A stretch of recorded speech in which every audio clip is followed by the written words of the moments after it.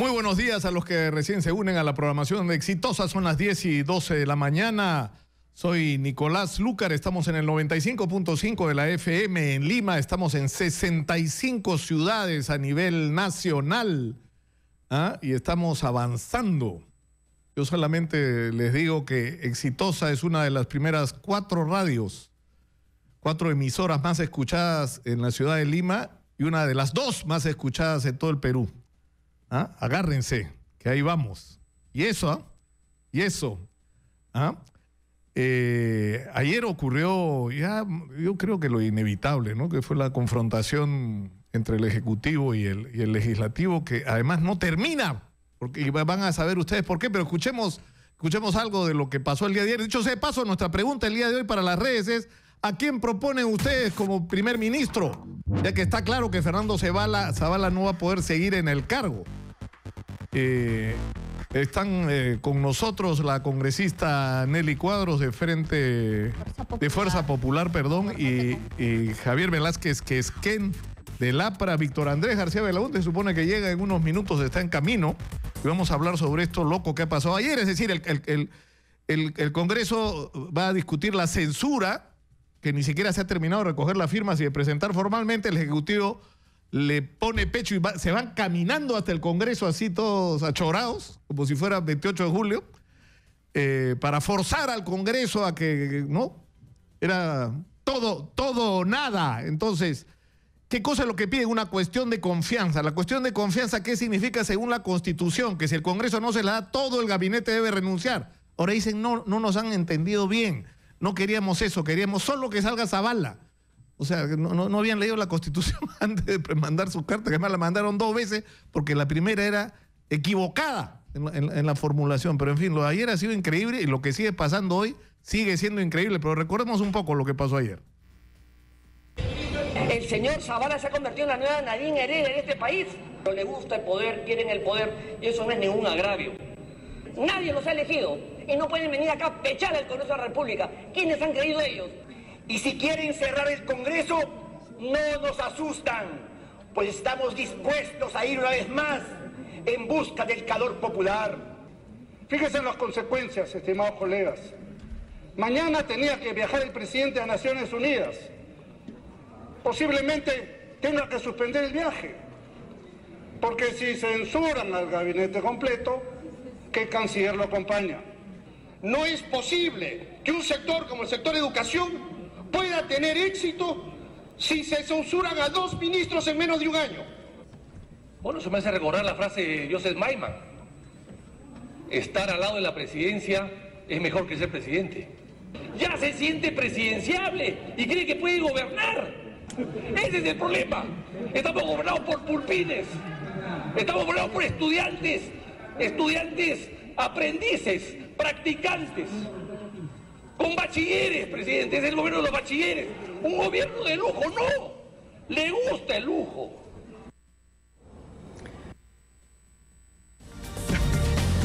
Yo me quedo con esa. No es un gabinete de lujo, pero, o sea, en realidad, ya uno no sabe si reírse o llorar ante esta situación, ¿no? ¿Qué va a hacer Fuerza Popular frente a esta situación? Comencemos por ahí. Gracias, Nicolás.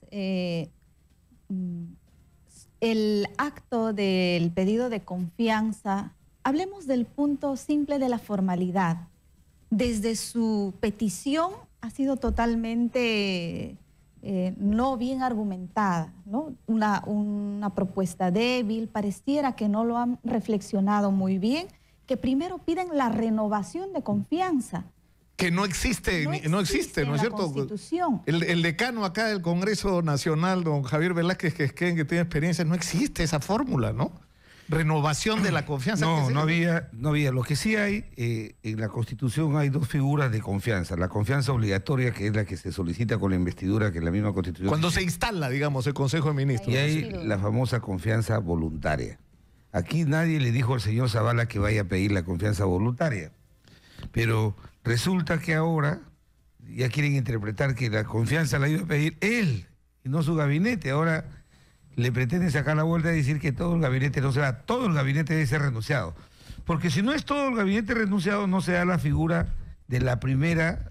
Claro, mira lo que dice el artículo 133 de la Constitución, que Fernando Zavala no se ha dado el trabajo de leer, parece, ¿no? Ahora, yo no entiendo, tiene un ejército de asesores, ¿no? De consultores, de imagen. Ayer han enviado 4 cartas para precisar todavía eso. Exactamente. Para darse a entender, pero mira, el artículo 133 dice, el presidente del Consejo de Ministros puede plantear ante el Congreso una cuestión de confianza a nombre del Consejo. Si la confianza le es rehusada o si es censurado o si renuncia o es removido por el presidente, se produce la crisis total del gabinete. Así es. No lo han leído, Fernando Zavala. Qué increíble, ¿no? Bueno. O sea, te está dando la razón que esto no es un gabinete de lujo, sino un gabinete al que le gusta el lujo, como dijo ayer Pitocho. Nicolás, ¿cómo estamos? Buenos días. Es que, bueno, yo creo que hay que darle a la gente del gobierno y a Zavala en particular la beca 18 para que estudien la Constitución. Yo creo que eso es fundamental. No conocen ni han leído o creen que leyendo una fracción de un artículo van a interpretar todo, ¿no? Hay una larga experiencia sobre el tema. Hay una larga experiencia. De tal manera que ellos no conocen la Constitución y cuando se habla de crisis total es porque todos se van. O sea, el señor Zavala no se ha dado cuenta que por querer ayudar a su ministra favorita, a la señora de Educación, ha sacrificado a otros ministros que tienen una gran nivel y categoría, como el canciller o el señor Yufra, etcétera. O sea, no se da cuenta que por un capricho casi personal, porque no se puede tomar de otra manera, está sacrificando a 19 ministros, algunos de ellos muy destacados. Ahora, pero eso es lo que lleva a uno a tratar de entender qué cosa es lo que hay detrás. ¿No es cierto? Exactamente. Eso es lo que quisiéramos entender todos los peruanos, porque al margen de que la parte constitucional y legal no está bien planteada, hablemos de la simple legitimidad. Primero, antes de ir al voto, el presidente del Congreso aclaró, y varios congresistas también, que esta cuestión de confianza era algo simple para retirar a todo el gabinete. Y parece que ni ellos lo tenían claro. Pero al margen de la formalidad, pues toda la población peruana sabemos que este gabinete ya no gozaba de la confianza de todo el pueblo, no solo del Congreso, sino de toda la población. Entonces, yo más bien haría una reflexión positiva y le pediría al presidente de la República que esto lo tome como una oportunidad para plantear y renovar lo que... ¿Es verdad el rum que circuló ayer que PPK se comunicó directamente con Alberto Fujimori para tratar de bajar la tensión? Ese es el chisme que circulaba en Lima, la chismosa. Pero no, escúchame, si el resultado ha sido ese, una abstención, ¿no? O no, un solo voto. O sea, porque hay gente que ha estado calculando. Le dan el indulto a Fujimori, se divide el fujimorismo, Kenji forma su bancada. Kenji ha tenido un voto, el suyo, ayer. Eso sí, un voto. No, yo creo que hay que separar muy bien los temas políticos del Parlamento, que eso están muy claros, pero siempre pues va a existir este susurro malintencionado de quienes quieren de todas maneras dividir, ¿no? Siempre sacan el tema de Keiko o el tema del indulto, pero yo creo que no debemos distraernos en lo esencial y en lo fundamental de lo que está pasando en el Parlamento y en el país. Un premier que ha jugado con la gobernabilidad y sigue jugando, porque ayer creíamos que se ha cerrado una etapa y que ha quedado claro la voluntad del Parlamento, que al final representa al pueblo, y ahora quieren jugar con que quieren hacer un chocolateo de ministros. Por favor. Claro, lo que estás diciendo es que este voto de ayer al que saca del gobierno es a Zavala y a nadie más, pero no es así, ¿no? No, inclusive hoy día han insinuado que Zavala se quede en economía. Es una burla. Pero además no se daría la figura. Todo el debate de ayer ha centrado diciendo de que si no hay la confianza a todo el gabinete es la primera etapa y que si no se le renueva la confianza a un segundo gabinete puede el presidente cerrar el Congreso. Entonces no se daría esta figura, si es un cambio de ministro. Ayer han estado desesperados porque yo hice que pidieran el acta. En la Constitución dice, en el 126 dice que todo acuerdo del Consejo de Ministros, ¿ya?, debe contar con el voto de la mayoría y en acta. Y yo he pedido el acta, pues. Yo he pedido que me pasen el acta para demostrar que este es un acuerdo del Consejo de Ministros. Y cuando es acuerdo del Consejo de Ministros, es evidente que la solicitud era para todo el Consejo. Porque si lo hubiera querido defender a la ministra, hubiera esperado la censura, el debate, y va y la acompaña a la primera ministra. Pero ayer ha sido explícito y Galarreta precisó de que la confianza era a todo el gabinete. Y ahora están desesperados porque solamente quieren cambiar al primer ministro. ¿Pero qué pensaron? Es lo que ayer yo no entendía. Cuando tú citas a batalla al enemigo, pues le vas a ganar, porque piensas que vas a tener. Entonces, ¿qué pensaban que iban a tener? Por eso yo insisto. Kenji, le vamos a dar el indulto a tu papá, entonces tú jálate a tus 22 congresistas y mañana se cae y vamos caminando por la... Entonces, y no pasó nada. Un voto. Claro, es que hablando de términos boxísticos, si yo cito al campeón mundial de box, siendo yo un amateur, es porque tengo alguna herramienta para ganarle. Claro. Algo tengo escondido para poderlo vencer y tengo esa expectativa de la victoria. Pero si sabes que subiendo al ring ya estás derrotado, ¿por qué lo haces? ¿Por qué lo haces? Yo no sé, yo hasta ahora sigo intrigado. Ahora, ayer los argumentos del gobierno, de la gente del gobierno, de la bancada oficialista, es que lo que está ocurriendo acá es que hay un gobierno de lujo que quiere hacer cosas y que no se las permite hacer el Congreso de la República, con un obstruccionismo permanente, que los ministros prácticamente viven rindiendo cuentas en el Congreso y no tienen tiempo de dedicarse a sus labores. Bueno, pero los ministros son fusibles y el ministro no hace el ministerio. Hay que recordar la famosa frase de Villarán de los años 30. En el Perú, decía, nunca han habido ministros célebres. Han habido personas célebres que han sido ministros, pero no han habido ministros célebres. O sea, la señora Marta no es una ministra célebre. Y que yo sepa, tampoco es una celebridad como persona o como profesional. No es pues el caso de Basadre, que fue ministro célebre, o el caso de Miro Quesada Cantuarias, o el caso de Cueto Fernandini, en fin, grandes celebridades que fueron ministros, pero que no cambiaron mucho las cosas, porque lo que vale aquí es la institución. La educación estuvo bien durante 20 años, del año 50 al año 70 o 60 y tantos. ¿Por qué? No por un ministro, sino porque hubo un equipo en el Ministerio de Educación que estuvo 20 años seguidos y que no los removieron. No los ministros que pasaban, sino eran los viceministros, los secretarios generales que estaban allí eternamente, que eran profesionales. De eso se trata. El ministro es fusible, puede serlo. El ministro no cambia el ministerio. El gobierno, un gobierno puede cambiar una política educativa, pero no una persona. Ahora, Javier, ayer el primer vocero que habló de parte de usted, Jorge del Castillo, lanzó un mensaje más bien conciliador, de responsabilidad, pero como que no corresponde a lo que está pasando y a lo que está percibiendo a la gente. O sea, tú tienes... Yo tengo la sensación que uno la percibe, yo creo, de una manera muy directa cuando, como me pasa a mí, estoy todos los días al aire en una radio que no solo entrevista cientos de personas, sino que además escucha a la gente, ¿no? Porque abrimos el espacio y estamos donde está la gente y la sensación que tienes es ese hartazgo. Así es. Que la gente se cansó de esperar de las promesas, de que el crecimiento económico haya así pues chorreado un poco, haya crecido un poquito la clase media, haya gente que haya salido de la pobreza, pero que ha salido hoy, el viernes y el lunes puede estar de vuelta, ¿no es cierto? Porque así de inestable, lamentablemente, es esta salida de la pobreza.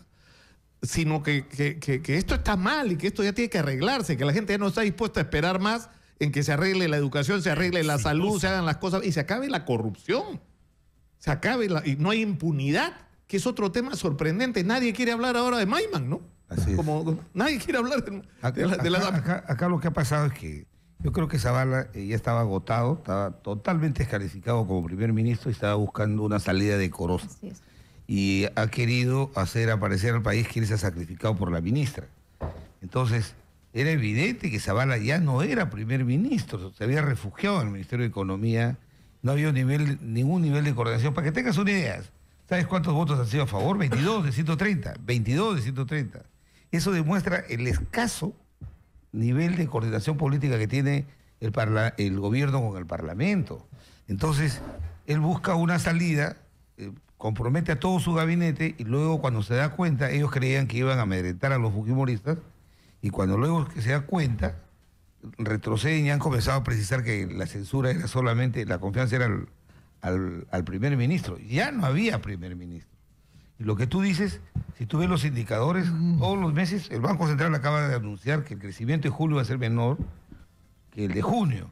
Yo nunca había escuchado a Julio Velarde, que es un hombre tan ponderado, Así es. decir las cosas que ha dicho la semana pasada. Somos un desastre, ha dicho, ¿no? Roque Benavides de Confiep, o sea, ni siquiera los naturales aliados del gobierno, que debería ser la Confiep, los inversionistas, están satisfechos porque el país está parado, no hay decisión política. En este año, todo el esfuerzo económico del gobierno estuvo concentrado en destrabar la línea 2 del metro, Chinchero, la refinería de Talara y los Juegos Panamericanos. Y eso va a ser, evidentemente, una mayor inyección de recursos el próximo año, pero no da para llegar a 4% como lo han anunciado. Entonces, en la práctica, cuando crecemos 3%, la economía está parada, no se genera empleo, y este desconcierto y malestar hay no solamente por... No, y además, o sea, lo que preocupa además con qué perspectiva lo hace, porque, por ejemplo, el primer paso, o el más, digamos, visible de la reconstrucción ha sido lo de las benditas PP Casas, ¿no es cierto? Los módulos estos provisionales. Y resulta que los módulos provisionales son un negocio de la, por no decir, usar la palabra precisa, de la gran flauta para Eternit. Y tienes una cola de micro y pequeños empresarios que te dicen, oiga, pero si yo puedo hacer lo mismo y yo por uno de esos que está pagando te hago 2 y hasta 3, que encima los puedes rehusar, pero lo más importante de todo es que le estás dando empleo a miles de personas, a miles. Entonces, ese concepto de destrabar, o sea, no tiene el chip de movilizar la economía por donde tendría que ir, ¿no? Yo creo, Nicolás, que hay que sincerar, y creo que toda la población ya se está dando cuenta, y con hechos claros. El gobierno no está teniendo una sintonía, ¿no? Una representación verdadera con todas las demandas más simples de toda la población, que es educación, salud, infraestructura, las cosas más simples. Entonces, no hay la capacidad de poder tomar acciones urgentes en las políticas públicas de gobierno, y por esa razón no hay un entendimiento entre el gabinete y el mismo presidente de la República.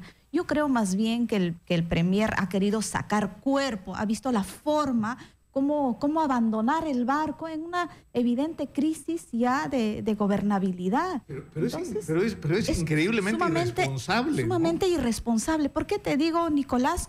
Porque basa su cuestión de confianza en 2 argumentos que supuestamente serían constitucionales. Primero, solidarizarse con la ministra de Educación, que tiene el 75% de rechazo de toda la población. ¿De qué se solidariza? ¿Con qué legitimidad? Salvo fuera, pues, como dijo Vitocho, una estrella, un gurú de la educación, y que nosotros, el Parlamento, estaríamos en contra de una personalidad que está tomando buenas acciones en el tema de educación. Totalmente falso. Y el tema de decir que el Congreso quiere socavar las políticas educativas, por favor, desde el primer día que estalló la huelga en el Cusco, yo misma me he dedicado 2 meses completos, día y noche, a hablar con la ministra, a hacerle entender, a hacerle reflexionar, a verle de todas formas. ¿Sabes lo que me llamó la atención a mí? Ayer estuvo Marisol Pérez Tello acá, y yo pensé sinceramente que habían hecho una reflexión autocrítica sobre cómo habían manejado la huelga, y repitió casi los argumentos. Totalmente. Casi. Del gobierno. O sea, del gobierno con respecto a que estos eran, que los senderistas estaban ahí metidos, que además no quieren la evaluación. Ya ni vale la pena discutir, porque ya está claro que la discusión no es, en el caso de los maestros, si hay o no evaluación, sino qué tipo de evaluación se va a hacer, quién la va a hacer, ¿no es cierto? ¿Cómo se va a hacer? ¿Cómo se va a hacer? ¿Cuándo? Y hay hasta ideas sobre cómo manejarla de una manera más fina, más adecuada, más correspondiente, porque... o sea, es innegable que tienes una crisis de formación de nuestros maestros, tienes una crisis seria, y eso se manifiesta en los resultados, ¿no es cierto?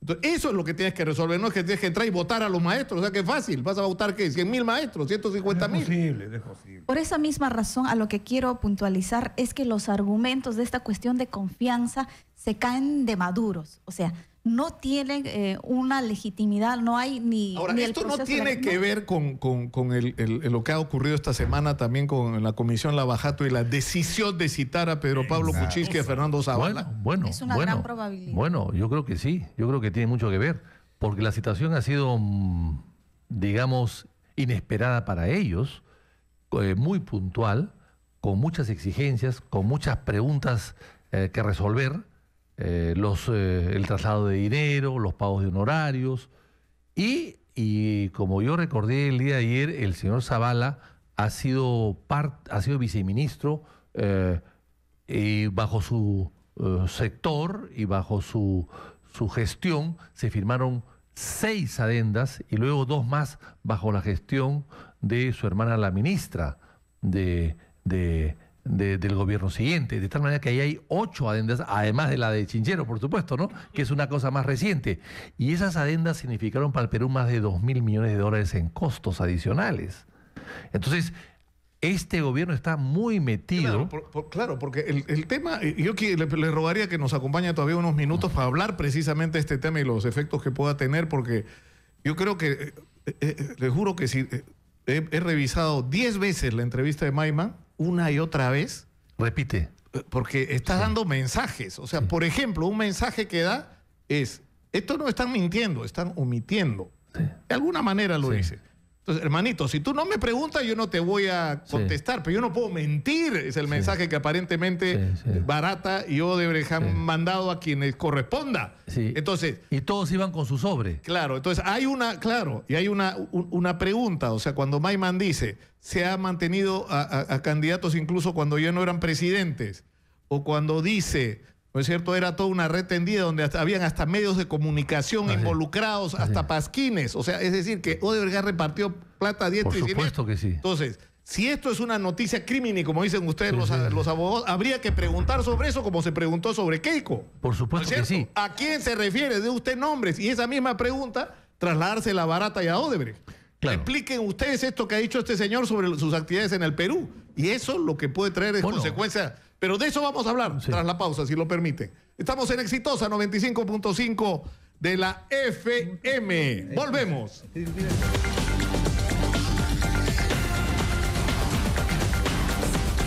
Estamos en Exitosa y en Chorrillos y en el centro de Lima, en el cercado de Lima, en el Palacio Legislativo. Está hablando Luis Galarreta, presidente del Congreso. Vamos a escuchar lo que dice. Que cae la presidenta del Consejo de Ministros, renuncian los ministros y algunos de ellos regresaron. El caso de ayer es un caso distinto. El caso de ayer es un caso donde el presidente del Consejo de Ministros, lo decía el congresista Mauricio Mulder en su intervención, resaltando mi observación al final de la presentación del ministro Zavala, solicita el voto de confianza para el gabinete en general. De ahí hay opiniones de todo tipo, de constitucionalistas, todas opiniones como siempre respetables en democracia. Sin embargo, repito, aunque este capítulo está ya cerrado, cuando se ha estado debatiendo el tema, si esto involucra otra presentación de cuestión de confianza para aplicar lo que establece la Constitución, yo creo que no deberíamos especular sobre hechos que aún no han pasado. Y repito, tengo la confianza que el Ejecutivo, porque el Congreso está dispuesto, como siempre, a dialogar y a seguir las coordinaciones por el bien del país, buscará un gabinete que pueda ponerse a trabajar y retomar los temas pendientes. Pero, sin embargo, es claro también señalar en el debate que esta posibilidad de 2 gabinetes censurados no está hablando de un ministro, de 2 ministros, sino de 2 gabinetes. Llegar pues a extremos que establece la Constitución y son válidos legalmente, pero que no son necesarios, porque nosotros, vuelvo a repetir, como demócratas tenemos que estar todos claros en que el régimen del presidente Kuczynski, el gobierno para el cual ha sido elegido, dura 5 años. Un tercer punto, o un punto final que quiero señalar, es que la mecánica que establece la Constitución en el artículo 130, una vez que el señor presidente constitucional convoca un nuevo gabinete, lo juramenta dentro de las 72 horas, hay 30 días para que este gabinete se presente al Congreso de la República y el Congreso de la República evalúe dar o no el voto de confianza. Pero quiero que la ciudadanía tenga la tranquilidad que este es un capítulo que se cerró el día de hoy en la madrugada y que está ahora en manos del Ejecutivo proponer a la población y obviamente a la representación nacional que representa al pueblo peruano un gabinete con el que podamos seguir dialogando y trabajando. ¿Alguna pregunta al respecto? Bueno, ese ha sido la declaración de Luis Galarreta, presidente del Congreso de la República, con respecto precisamente a lo que estamos hablando, sí. Lo que ha sido censurado, no es que ha sido censurado, sino el que no ha recibido el voto de confianza ayer no ha sido el individuo, primer ministro y ministro de Economía, Fernando Zavala, sino el gabinete, porque fue al gabinete, y además es la única fórmula que establece ¿no es cierto?, el texto de la Constitución en el artículo exactamente 133, ¿no es cierto? Es el artículo 133 exactamente, ¿no? El presidente del Consejo de Ministros puede plantear ante el Congreso una cuestión de confianza a nombre del Consejo. Está clarísimo. Claro, este es un caso, a ver, acá está Javier Velázquez Jeje, que puede rectificarme, porque está en el Parlamento muchos años también. Yo creo que es el primer caso donde el gabinete plantea una cuestión de confianza y sale derrotado. El gabinete en total. Por eso es que él decía con justa razón, ¿dónde está el acta? Yo he sido secretario del Consejo de Ministros durante 5 años. O sea, yo tengo experiencia en eso y yo le puedo decir que todo se aprueba por acta. No hay decisiones del Consejo que se aprueben verbalmente sin registrarlo en un acta. O sea, hay un acta, debería haber un acta. Y si en el acta dice, como tiene que decir, que todos los ministros piden un voto de confianza a cada uno de manera individual y de manera colectiva, pues oye, ellos han pedido la confianza y no la han obtenido. Si no la han obtenido, ¿qué van a hacer quedándose? No pueden quedarse. Una cosa elemental. Es diferente que la censura, porque la censura se censura al primer ministro por actos del primer ministro probablemente y quizás de algunos ministros o de todos en su conjunto. Puede ser de diversa manera la censura o simplemente porque el ministro cayó mal. Además, en el discurso de Zavala está claro porque él dice, ¿no? Si ustedes censuran a un ¿no es cierto? Si ustedes no le dan el voto de confianza a un gabinete y vamos a un segundo gabinete que no recibe el voto de confianza, el presidente tiene la potestad, ayer fue a pechar al Congreso. Claro. Sí. A decir, ahora, a ver, pues saquen el gabinete, nosotros traemos otro, ustedes lo sacan y nosotros convocamos elecciones al Congreso. Si cambian a Zavala, evidentemente no será la primera figura de una o sea, ya se asustaron con las consecuencias de sus propios actos. Sí. Pero te digo lo siguiente, ellos están, hoy día escuché hablar del gobierno de alguien que este era un caso parecido al de Ana Jara. Ana Jara no fue a pedir confianza. Ana Jara fue censurada. Ella como primer ministro por el tema de la DINI, porque la DINI es una institución adscrita a la PCM. Claro. Entonces nosotros la censuramos a ella. La Dirección de Inteligencia. Cuando hay problemas con el primer ministro que es censurado, evidentemente hay crisis en el gabinete y por eso regresaron muchos ministros. Pero este es el caso en el que ayer hemos buscado que nos precisen, oiga, el señor viene a pedir como presidente del Consejo de Ministros o con todo su equipo. Y por eso fue con todo su equipo ministerial a pechar al Congreso. No, pero, perdón, Nicolás, a nadie había dudado de la confianza. Nadie había declarado que el primer ministro no tenía la confianza del Congreso. Nadie lo había declarado. Él se le ocurre pedir la confianza. No, yo insisto, no tiene que ver esto de alguna manera con el hecho de que la Comisión Lavajato haya decidido citar al presidente actualmente en ejercicio y a su primer ministro, Fernando Zavala, en el contexto de las declaraciones de Maiman, que, o sea, ratifican lo que ya ha sostenido y que ahora se supone que corresponden a lo que ha hecho ante el Ministerio Público, que es entregar pruebas de cómo el dinero que se entregó por comisiones ilegales por parte de Odebrecht y otras constructoras brasileñas terminaron beneficiando directamente a Alejandro Toledo.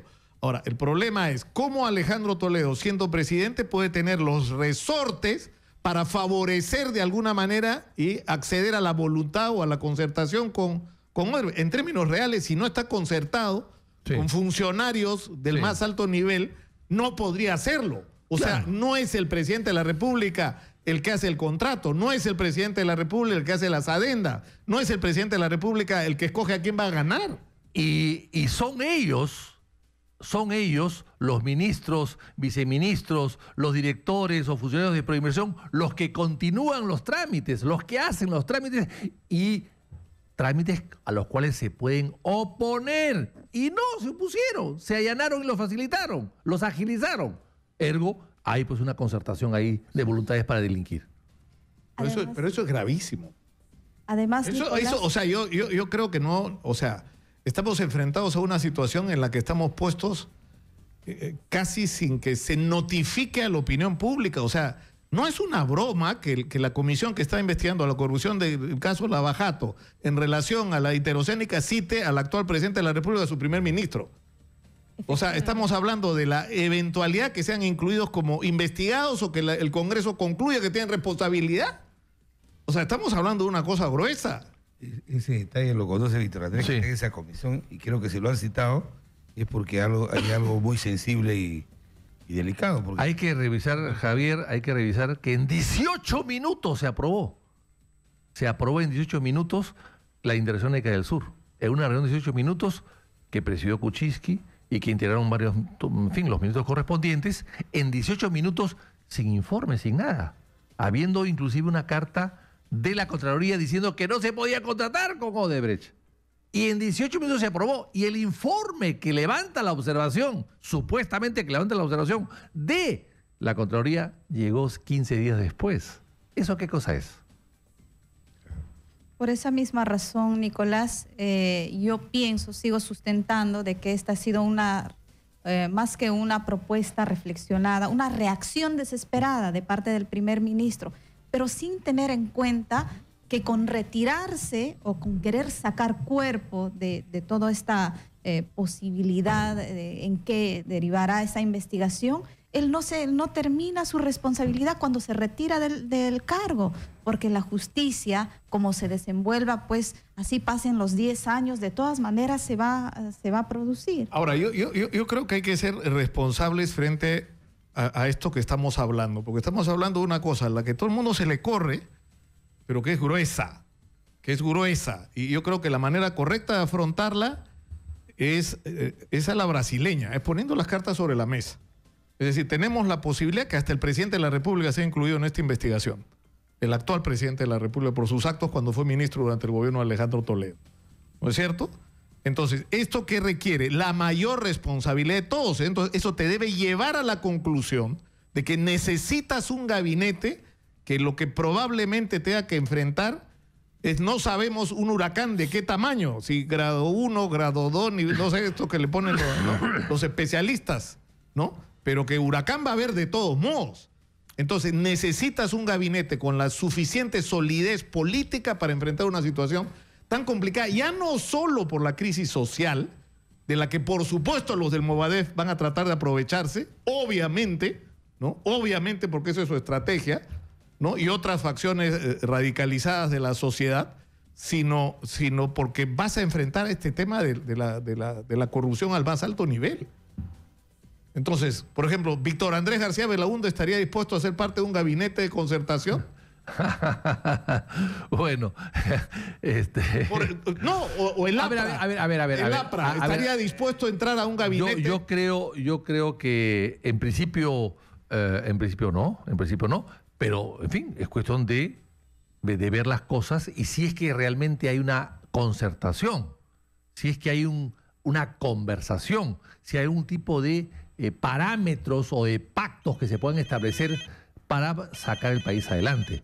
Ante eso la cosa es diferente, pero de manera individual o personal, decisiones totalmente interesadas, eso de ninguna manera.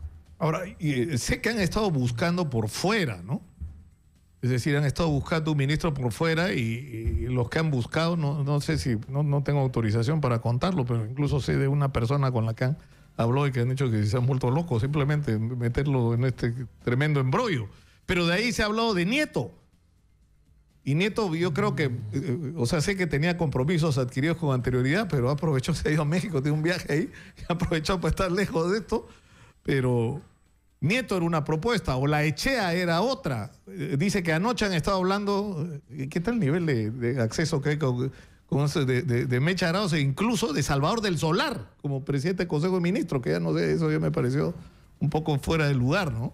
Sin poner en discusión los méritos ¿no es cierto?, de Salvador del Solar, como hombre de la cultura. Un primer ministro, ¿no? tiene que ser un hombre de absoluta confianza al presidente.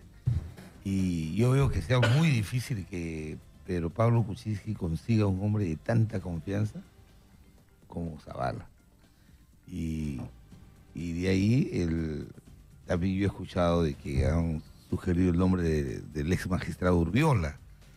Pero este tiene que ser un gabinete que reconstruya varias cosas. Reconstruya, primero, el alineamiento de los ministros frente a los objetivos del gobierno. No puede haber un gobierno donde la ministra de Economía va a negociar un pliego y los ministros del Interior le meten un cilindro de combustible y petardea ese diálogo. La bancada de peruano por también una bancada de 10 y otra bancada de 7. O sea, tus activos que tienes para poder procesionar al gobierno, todos están quebrados. Si no puedes, mira, ayer de 130 votos, solamente el señor Zavala ha tenido 22 votos. Eso muestra su bancada y un poquito más. El escaso nivel de coordinación pero eso es política. increíble porque, o sea, ¿cómo la impresión que te da es que no saben bien qué hacerse con el país y no tienen a quién poner?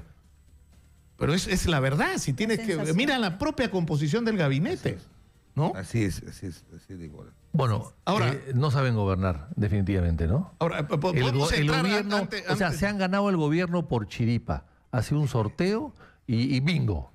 Se han ganado por bingo. Los miembros del gabinete, me escriben acá los amigos actuales, pueden ser ministros, ¿no es cierto? Pero no en el mismo cargo, ¿o sí? ¿O pueden ser...? No. Mi apreciación es justamente votar el acta. Primero, en 24 años de vigencia de la Constitución, este es el primer caso de una confianza voluntaria, donde ellos sin que nadie se lo dicen, ¿sabes qué? pida. Quiero que me la confianza. El presidente del Congreso le dijo, oiga, señor, ¿es la confianza al gabinete? Sí, al gabinete. Por eso yo le dije a Galarreta, pide el acta, y además él ha ido con todo ese equipo marchando por las calles, ¿no? Ahora, no quiero aguar la fiesta, pero ayer hubo otra discusión importante, que fue esta cosa rara que ha salido de la bancada mixta que han decidido, ¿no? Ayer, en algún momento, Johnny Lescano decía que había un golpe de Estado y Vitocho también estaba eufórico, pero ¿de dónde salió esto? O sea, es una cosa... No, lo dice la sentencia.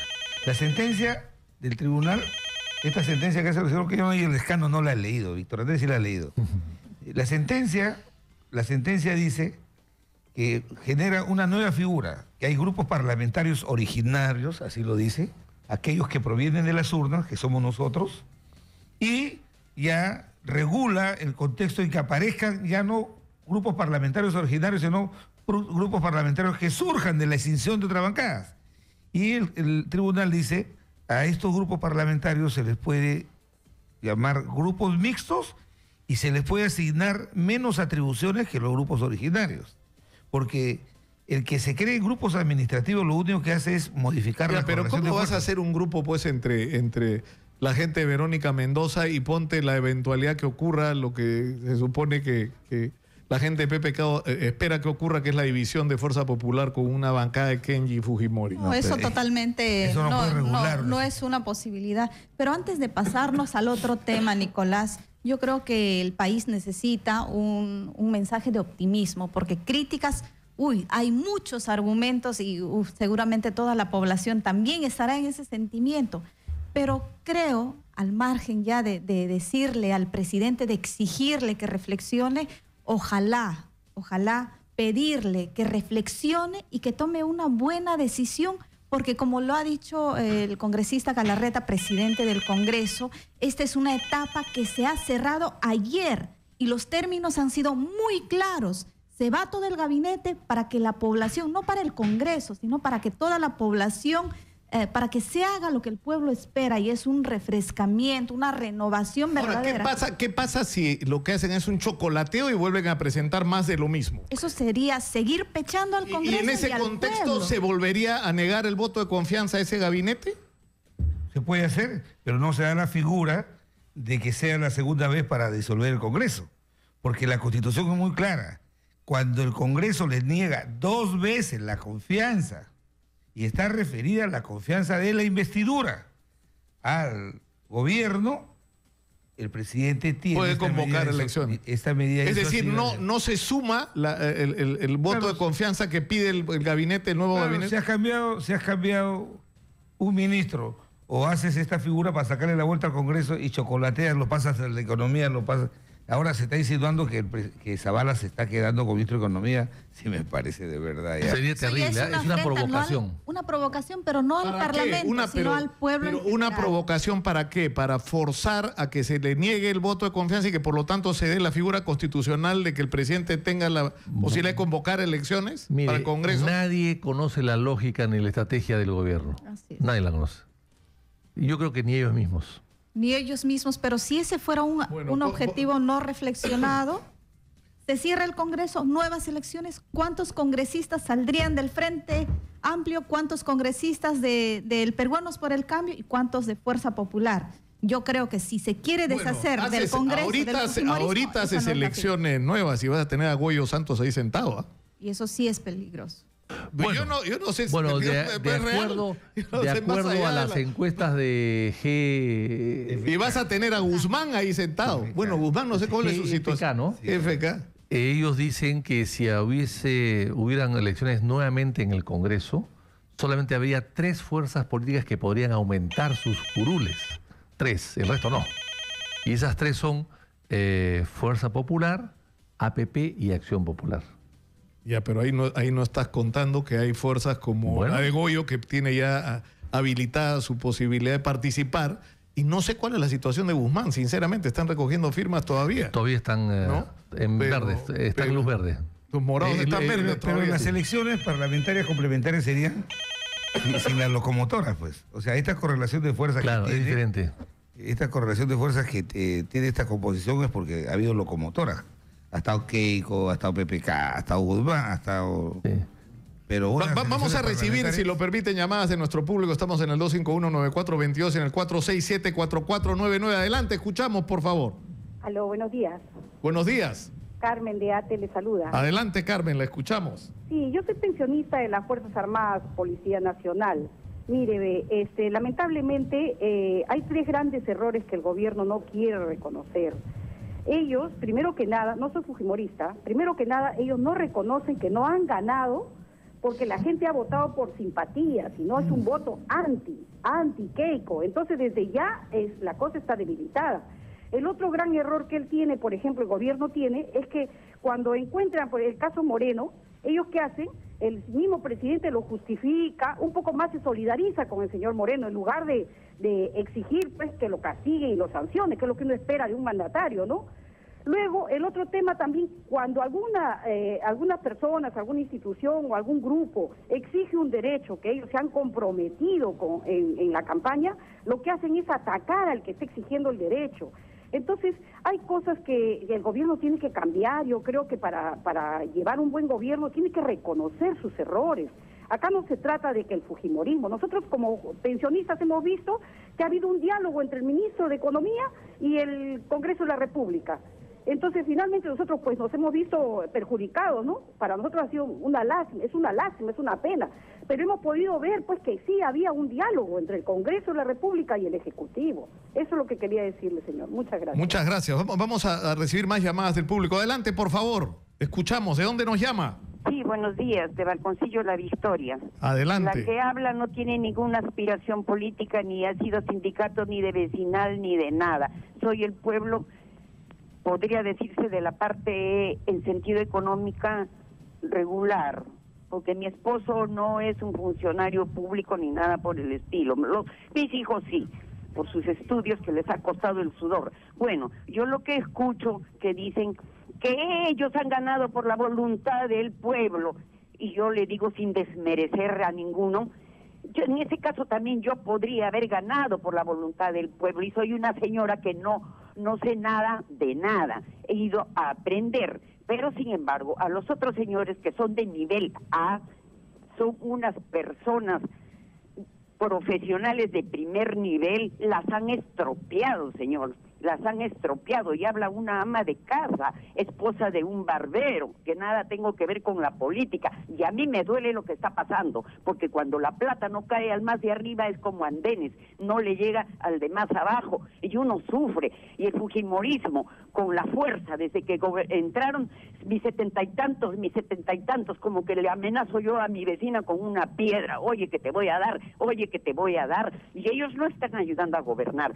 y es cierto que ese es un gabinete de lujo, pero no tiene la experiencia de pelear políticamente, hasta creo que yo le gano.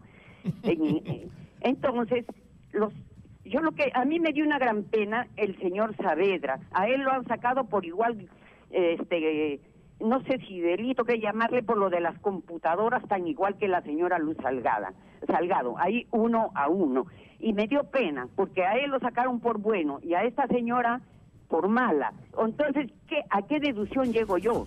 Aquí ni frío, ni tibio, ni caliente. Y yo estoy de acuerdo, como gritaron los jóvenes una vez ahí frente al Congreso. Sí, perdón. ¿Qué cosa gritaron? Congresales. Yo sé que no van a salir la mayoría fujimoristas, porque ellos están sumando lo de Keiko y lo de Kenji. Está clara su posición, señora, ¿no? Bueno, el problema es que tienes una situación donde el descrédito no solo alcanza al gobierno, sino también al Parlamento, ¿no? Claro, es decir, la clase política, creo que fue Jorge el Castillo el que llamó la atención sobre eso, ¿no?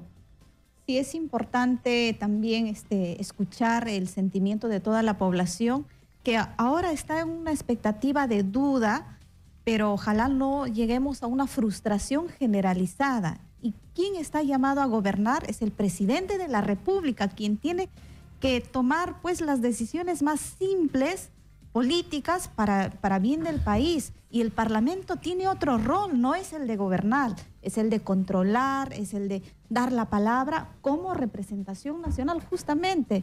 Y es entendible. Mire, tengo acá la última. Dice que Zavala a Nieto no lo quiere, porque además Zavala, que no sé de dónde le sale el poder que tiene, es el que está digitando, ¿no? O sea, Zavala no quiere a Nieto. Nieto se ha ido a México, ¿no es cierto? Ahora, habría que ver si Nieto quiere en el contexto que está. O sea, Nieto tendría que recibir el respaldo del presidente para él tomar las decisiones sin interferencia, ¿no? Vizcarra tampoco lo quiere Zavala. Zavala lo quiere fuera. Zavala quería a Fernando D'Alessio. Fernando D'Alessio ya le dijo que no. ¿No? Un amigo aquí de Vitocho también, que tú sabes quién es, ya también le dijo que no, que si está loco, simplemente que no le... ¿No? Entonces están complicados, ¿no? No tienen cuadros de... O sea, ¿quién va a ser finalmente? Pedro Lachea, si es que quiere... Bueno, Jorge el Castillo. Jorge el Castillo, que está haciendo campaña, ¿no? Lourdes Flores. Lourdes Flores, ¿tú crees? Ha hablado maravillas del régimen. Andrés Flores Arauz. O sea, candidatos siempre hay. No van a faltar. Yo le agradezco mucho a nuestros amigos congresistas por estar acá, a Nelly Cuadros, a Víctor Andrés García Belaúnde, a Javier Velázquez Quesquén, por acompañarnos esta mañana en estos días que yo insisto son complicados, son sinceramente complicados, porque se mezcla una crisis de confianza de la población en la clase política, un deterioro, un hartazgo de la gente con respecto a la situación que está viviendo, gente que ya no está dispuesta a esperar más promesas, lo cual crea un clima muy, muy complicado en términos sociales que requiere de la mayor inteligencia política para manejarlo, con un escándalo de corrupción sin proporciones que recién vamos a empezar a vivir y a conocer.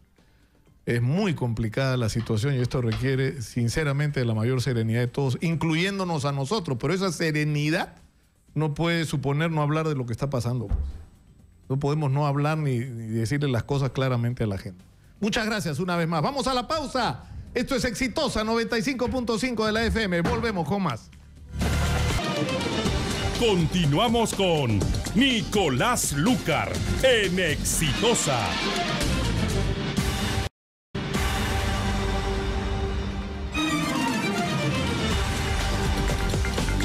Soy Nicolás Lucar, son las 11:13 de la mañana, estamos en Exitosa 95.5 de la FM en Lima y en 65 ciudades en todo el territorio nacional, y esto es una mención de nuestro auspiciador.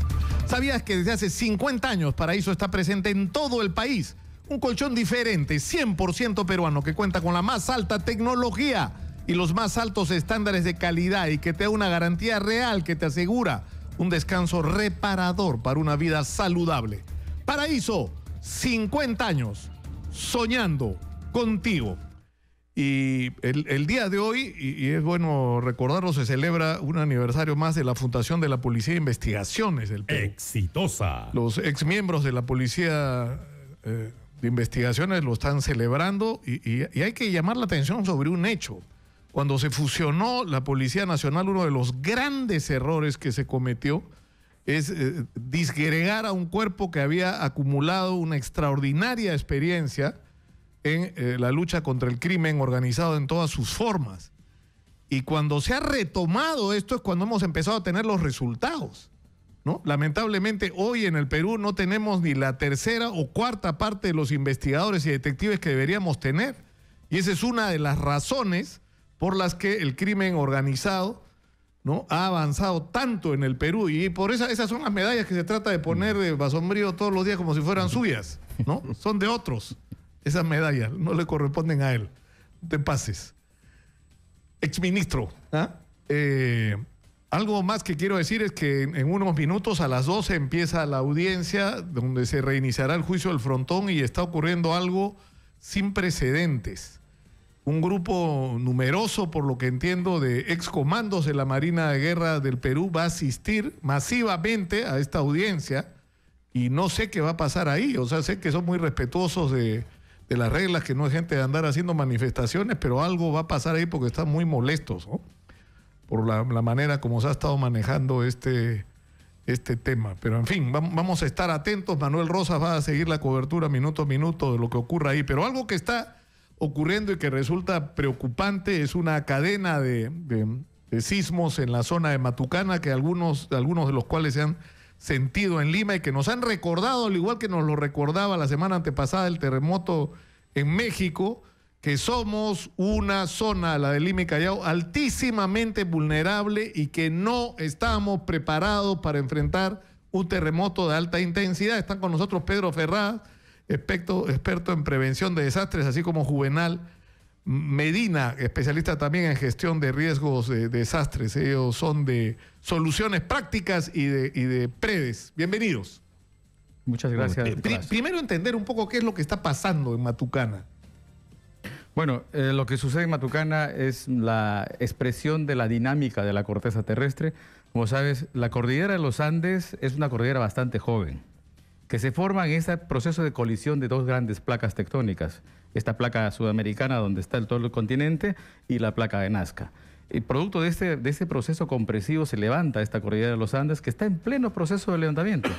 Y en consecuencia se van formando estos grandes alineamientos, grandes rupturas longitudinales que acompañan a la cordillera a lo largo de toda América. Entonces, estas rupturas de la corteza están en plena dinámica y cada cierto tiempo se va rompiendo la roca. Claro, y se puede prever cuáles son las zonas donde está concentrada la mayor tensión, cuáles son las zonas de mayor riesgo. Claro que sí. Existen ya estudios geológicos que nos permiten, digamos, identificar cuáles son esas zonas de mayor susceptibilidad o sensibilidad donde se pueden generar fallas geológicas y que éstas se activan en el tiempo. Tenemos en el Perú numerosos segmentos de fallas geológicas a lo largo de la cordillera. La zona de Matucana, Guarochiré es una de ellas. Tenemos en Cusco, en Cajamarca, en Ancash, bordeando la cordillera de los Andes. Tenemos el segmento oriental en la zona de San Martín, Moyobamba, Rioja, Juanjoy, Zaposoa, Tocache, Ayacucho. Y salimos del territorio peruano por Puno con un conjunto de segmentos de fallas activas que están generando sismos superficiales, pero que pueden tener impactos importantes. Ahora, Pedro, ¿qué puede implicar esto? Bueno, o sea, ha habido temblores, entiendo el de mayor intensidad ha sido 4.8, ¿no? Que bordea más o menos el límite en el que normalmente han ocurrido estos sismos en Matucana, pero ¿podemos esperar algo peor? Bueno, en principio son sismos superficiales y esto es algo muy peligroso. Cuando un sismo es superficial, digamos, la magnitud se multiplica muchísimo, ¿no? Entonces estamos en un sismo casi en la superficie y de ahí el daño que haya causado un sismo relativamente pequeño, ¿no? O la cadena de pequeños sismos. Ahora, esto es producto de estas fallas locales, las cuales decía Juvenal, que se encuentran en distintos lugares del país.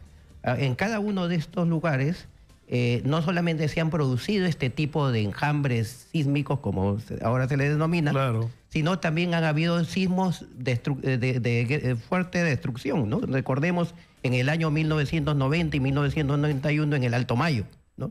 El terremoto ocurrido ahí. Recordemos más recientemente en Arequipa, ¿no? Son sismos que obedecen a fallas locales, pero tienen una repercusión mayor. O sea, no son sencillamente pequeños sismos superficiales, sino se podrían traducir también en sismos, claro, porque, con cierto... Yo lo digo en el sentido siguiente. La gente de Matucana, con la cual hemos estado, un equipo nuestro ha dormido con ellos, está desesperada, claro, porque no paran los sismos, sí, y sienten que los mecanismos no están funcionando. O sea, por ejemplo, felizmente no han pasado cosas mayores, pero ayer había muchísima gente durmiendo en la calle, ¿no es cierto? No alcanzaron las carpas, o sea, no hay...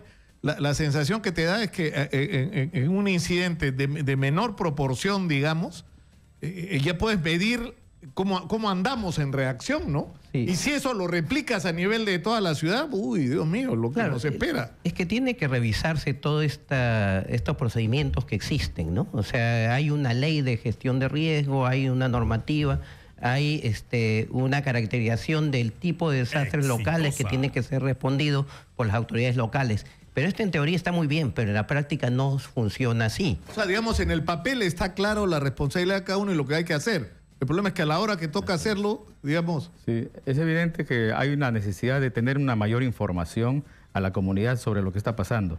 Y tenemos instituciones científicas que están monitoreando las fallas geológicas que tenemos en el país.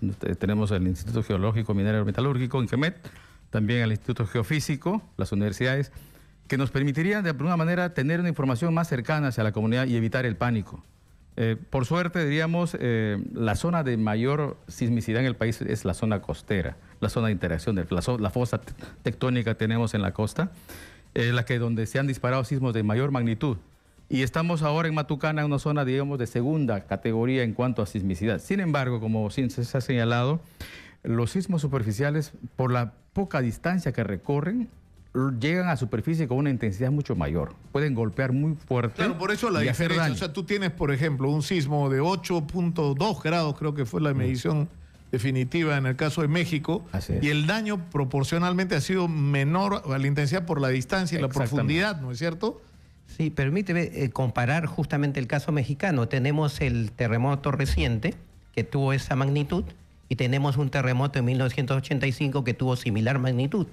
Sin embargo, el de 1985 fue tremendo. Fue terrible. Fueron oficialmente alrededor de 10.000 muertos, aunque otros dicen que fueron más, 3.000 edificios destruidos. Y lo que ocurrió fue que ese sismo fue tremendamente superficial, solamente a 15 kilómetros de profundidad, o sea, muy similar a lo de Matucana, pero con 8.2 grados de magnitud. El sismo que ocurrió hace poco en Ciudad de México fue a 45 kilómetros de profundidad y con una magnitud similar a la del 1985. Y no causó tanto daño. Claro, justamente. Pero además fue más lejos de la ciudad, ¿no es cierto? Porque esto ha sido en Chiapas, frente a Chiapas, ¿no? Sí, así es. Fue más lejos de la ciudad, que fue un factor también importante, pero ambas combinaciones son claves. Y hay un tercer elemento que es muy importante, que es la naturaleza del suelo.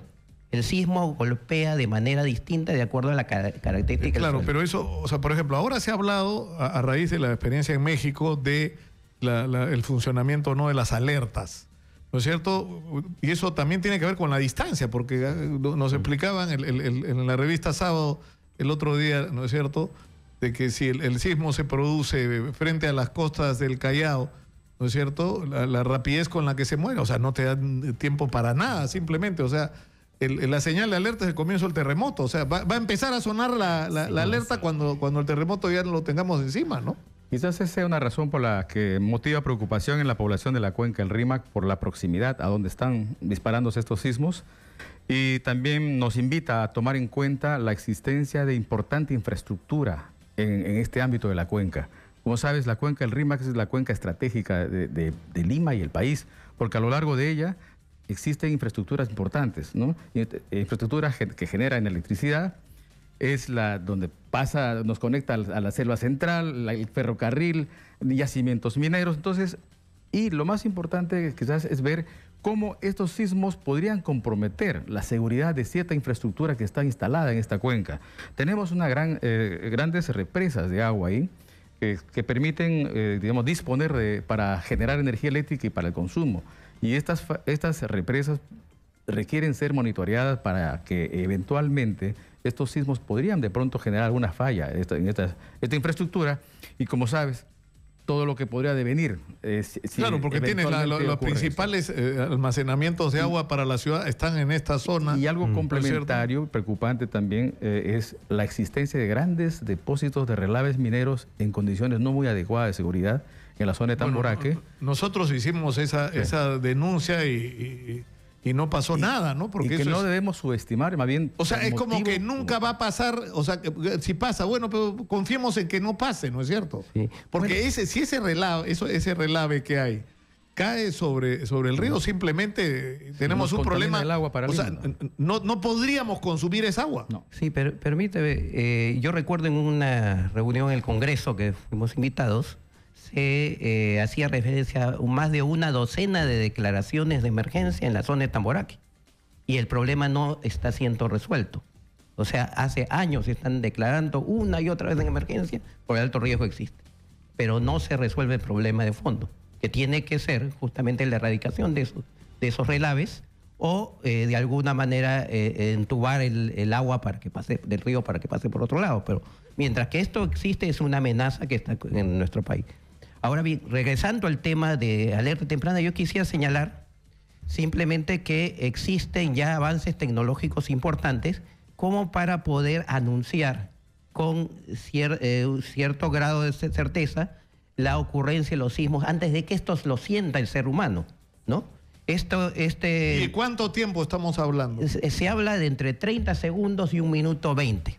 ¿No? Dependiendo las características del suelo. Pero ¿eso qué debería significar? Que haya algún nivel de conexión donde 1 minuto antes de que sintamos el sismo, pero ya lo detectaron, ¿no es cierto?, los sensores, así es. Se emite una alerta. Sí, primero, no solo las sirenas que deberían estar instaladas por todas las ciudades, sino además a través de sistemas como el teléfono, ¿no es cierto? Así es. Sí. Así es. De hecho, esto lo hemos visto en Chile, lo hemos visto en Canadá, en Estados Unidos, ya existe esto, ¿no?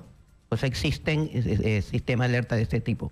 Ahora bien, estos sistemas son todavía muy costosos, ¿ya? Y lo que se ha optado en hacer en Canadá y entiendo en Estados Unidos también, es instalarlos muchas veces en las escuelas para que sirvan, para que orienten la evacuación rápida de los centros educativos. Digamos, de los lugares de mayor concentración de población y por lo tanto de riesgo. Pero el tema más crítico ahí, yo recuerdo hace un par de años estamos conversando con la cooperación japonesa, representante de Japón, y entonces el problema está en que tiene que ser educada la población. Imagínate que en este momento tú recibes por el teléfono, alguien te dice, dentro de 30 segundos va a haber un terremoto fuerte. Si a todo el mundo le estamos diciendo que el terremoto va a matar mucha gente, entonces la gente va a entrar en pánico. Los terremotos no matan, lo que matan son las malas construcciones y el mal comportamiento de la gente en el momento del terremoto. Esto hay que trabajar sobre eso si es que queremos instalar sistemas de alerta temprana adecuados. Ahora, tenemos, o sea, una vez más, ¿no? Como en casi todo, lamentablemente, que está más o menos claro y hace rato lo que hay que hacer, pero no se hace. Es decir, estamos teniendo poblaciones, empresas asentadas en zonas donde no deberían estar por la calidad del suelo, y a lo que se adiciona la falta de calidad de la construcción. Así es. Y eso se vio claramente en Pisco, ¿no? En Pisco ya fue increíble, porque y en la zona esta, yo llegué cuando recién entraba creo que fue el primer periodista, sí, yo fui el primero en llegar a la cárcel de Chincha, y la cárcel, que era una construcción de material noble, se había hundido, era una cosa impresionante. Entonces, eso es una falla del propio Estado de construir con esas características en un lugar donde desde el saque no debió construirse ese penal, ¿no? Por la calidad de suelo. Ahora, aparte de eso, en otros lugares de Pisco uno recorría las calles y encontraba, como lo he contado yo, 14 casas una tras otra y una parada. Resulta que las otras 13 no habían sido construidas adecuadamente. Y ahí saltaba el otro problema. Pero, ¿qué estamos haciendo en este momento para enfrentar esa situación? Pues estamos hablando de la vida de miles de personas, ¿no? Así es. Mira, nuestro país tiene un sistema nacional de gestión del riesgo de desastres que aún no está siendo muy tomado en cuenta para poder orientar las acciones que toca hacer en materia de gestión de riesgo, en materia de prevención de desastres, en materia de preparación ante emergencias, ¿no? Tenemos instituciones que están formando parte de este sistema, pero aún a nivel de gobierno central muy poca importancia se le está dando. Tenemos una autoridad para la reconstrucción con cambio en cuanto al efectos del fenómeno del Niño que está caminando casi en paralelo al sistema nacional.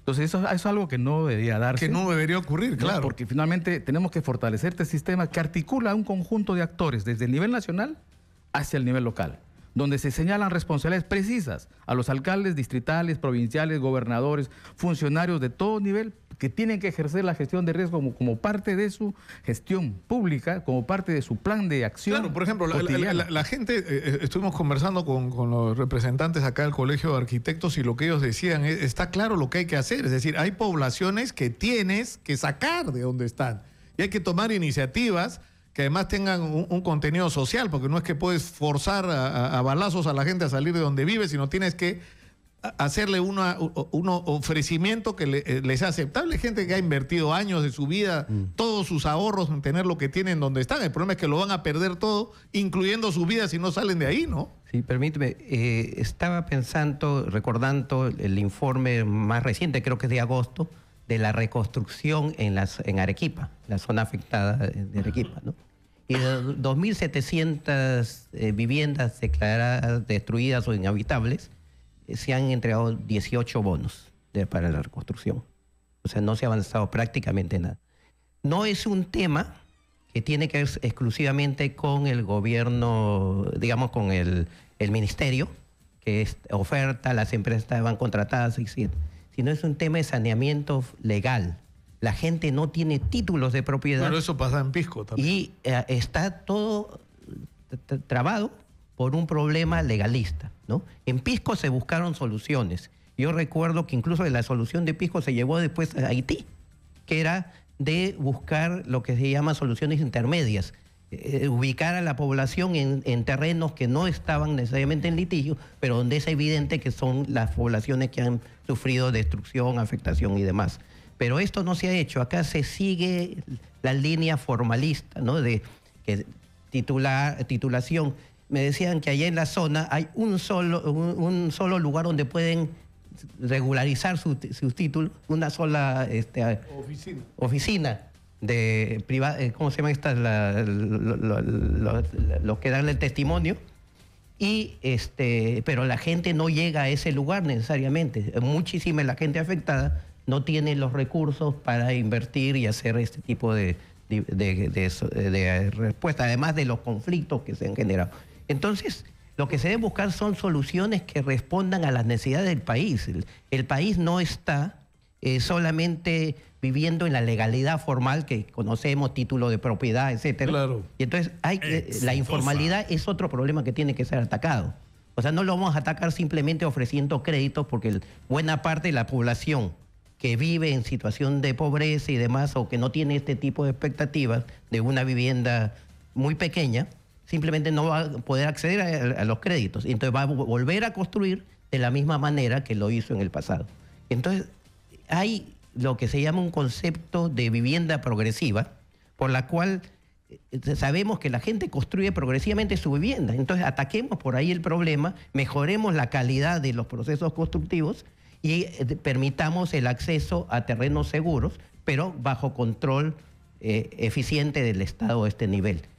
¿Cómo es posible que se ponga luz, agua y servicios y escaleras en algunos casos en las zonas de altísimo riesgo en el país, ¿no? Entonces, todo eso tiene que cambiar. No, porque además están absolutamente ubicadas estas zonas de riesgo y, por ejemplo, hablamos con los dirigentes de los gremios médicos relacionados en general con la salud pública, obstetras, enfermeras, y uno de los temas gravísimos son los hospitales, ¿no? Que van a colapsar porque simplemente no se está haciendo nada. O sea, deberías tener metidos ingenieros, arquitectos revisando cómo puede fortalecer, ¿no es cierto?, la la capacidad de resistir, o de repente llegando a la conclusión que no y que rápidamente tienes que buscar una alternativa para ese hospital? Hay distintos frentes en los que necesitamos actuar en forma paralela y sincrónica, ¿no? Desde el nivel de barrio, a nivel comunitario, a nivel familiar, consciente de su propia vulnerabilidad y el riesgo que corre, hasta la estructura más organizada de la sociedad. Entonces tenemos vulnerabilidad en todo nivel y creemos que es necesario que en el país se implemente un programa de reducción de vulnerabilidad en los distintos frentes. Tenemos hospitales vulnerables, escuelas vulnerables, infraestructura pública vulnerable, pero también vivienda social vulnerable.